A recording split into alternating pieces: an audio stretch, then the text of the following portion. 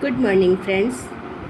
आज हम देखेंगे बीए पार्ट सेकेंड ईयर का सेकंड पेपर, जो कि इम्पोर्टेंट क्वेश्चंस के अंतर्गत हमने तैयार किया है कि किस प्रकार से प्रश्न हमारे इस व्यवस्था के अंतर्गत पूछे जा सकते हैं, या राजस्थान विश्वविद्यालय के सिलेबस के अनुसार किस प्रकार से इन प्रश्नों को हमारे सिलेबस के अंतर्गत दिया गया है और पूछा जा सकता है एग्ज़ाम के अंतर्गत। जिसमें हमारे कुछ प्रमुख प्रश्न हैं जो कि 2 नंबर के माने जा रहे हैं। वे निम्न हैं, जैसे न्यायिक सक्रियता की परिभाषा कीजिए, भारत में क्षेत्रवाद के कोई 2 दुष्परिणाम बताइए, गठबंधन सरकार की कोई 2 विशेषता बताइए, राष्ट्रीय विकास परिषद की विशेषता बताइए, साथ ही त्रिशंकु संसद के पद को समझाइए। भारत छोड़ो आंदोलन से आप क्या समझते हैं? छाया मंत्रिमंडल पद से आप क्या समझते हैं? भारत संविधान के प्रमुख सूत्र क्या हैं? लखनऊ समझौते की 2 विशेषता बताइए। लोकसभा अध्यक्ष के प्रमुख कार्य क्या हैं? साथ ही भारत में दलीय व्यवस्था के उभरते स्वरूपों की चर्चा कीजिए। वित्त आयोग के कार्य बताइए।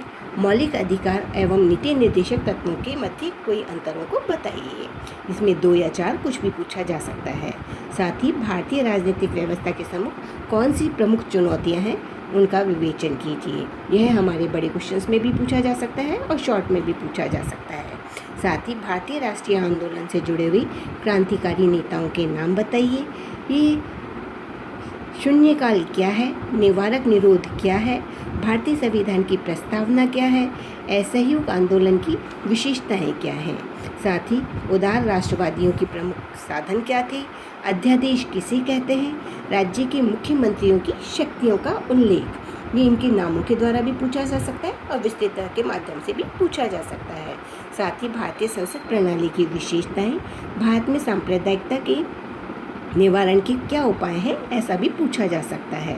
साथ ही दलीय व्यवस्था की विशेषताएं, राज्यपाल की ये जो शक्तियां हैं उसके संदर्भ में उसकी नियुक्ति कैसे होती है, उसकी क्या परंपरा है, इस प्रकार के क्वेश्चंस पूछे जा सकते हैं। विशिष्ट शक्तियों से आप क्या समझते हैं?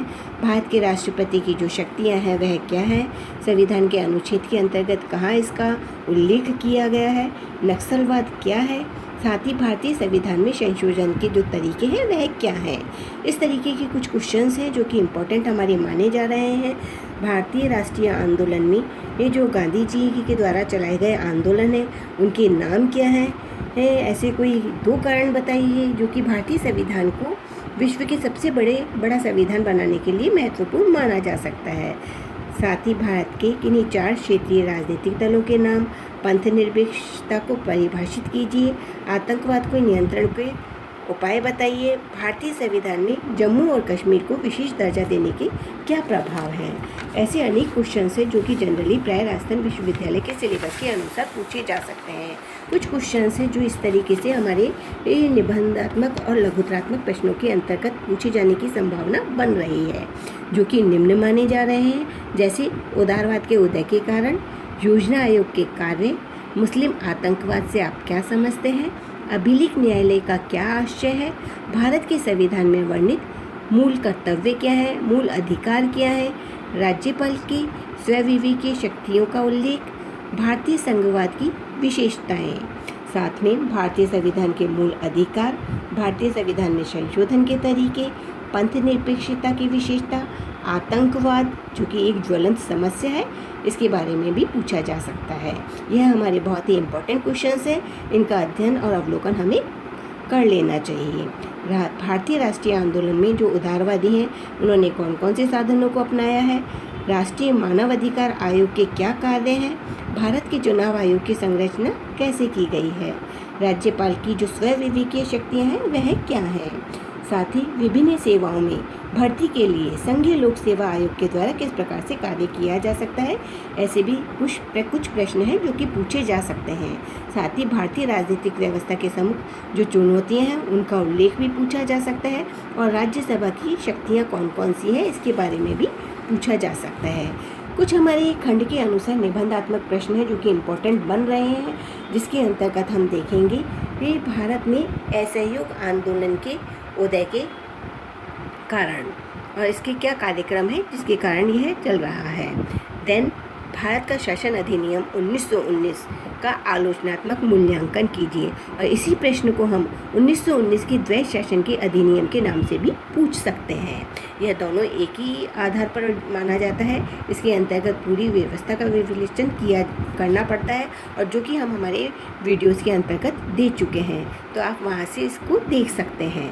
साथ ही भारतीय राष्ट्रीयवाद के जो स्वरूप हैं उन्हें परिभाषित कीजिए और भारतीय राष्ट्रीय आंदोलन के उदय के कारणों को बताइए। यह हमारे फर्स्ट खंड के इम्पोर्टेंट क्वेश्चंस बन रहे हैं, जिसका हमें अवलोकन करना है, और मेरे वीडियोस के अंतर्गत मैंने इनकी विस्तृतता से विवेचन किया हुआ है, तो आप वहां से इसका लाभ उठा सकते हैं। साथ ही जो हमारा सेकंड खंड है उसके अंतर्गत जो महत्वपूर्ण प्रश्न बन रहे हैं वह है भारत में संघ राज्य संबंधों में विवाद के क्या कारण है, उल्लेख कीजिए। भारतीय संघवाद की जो प्रकृति है उसका परीक्षण करते हुए केंद्र राज्य संबंधों को बताइए। भारत के प्रधानमंत्री के कार्य और शक्तियों का अवलोकन कीजिए। साथ ही भारत में सर्वोच्च न्यायालय के संगठन, क्षेत्राधिकार एवं शक्तियों की विवेचना कीजिए। यह कुछ इंपॉर्टेंट क्वेश्चन है जो कि हमारे सेकंड खंड में आने की संभावना बन रही है। साथ ही हमारे थर्ड खंड के अंतर्गत जो है वे मेन प्रश्न माने जा रहे हैं जिनकी आने की संभावना है।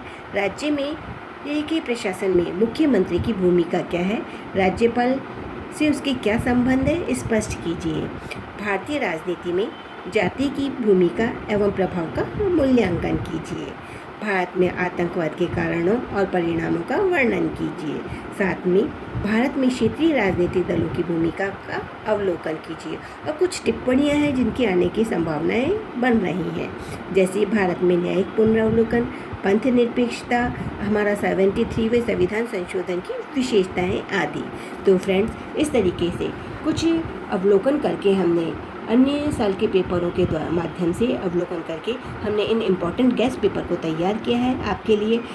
आप इस चाहें तो इसका लाभ उठा सकते हैं। मैंने अपने वीडियोस के अंतर्गत इसकी विस्तृतता भी दी हुई है। आप चाहें तो वो पिछले वीडियोस में जाकर या मेरे आने वाले वीडियोस के साथ इनका लाभ उठा सकते हैं। Thank you so much friends, मेरे साथ बने रहिए। इसी तरीके से अन्य जो हमारे BA पार्ट थर्ड ईयर है, फर्स्ट ईयर है, अन्य सबके महत्वपूर्ण इम्पॉर्टेंट क्वेश्चंस आपके लिए तैयार करके हम लाते रहेंगे समय समय पर। तो बने रहिए मेरे साथ। Thank you so much.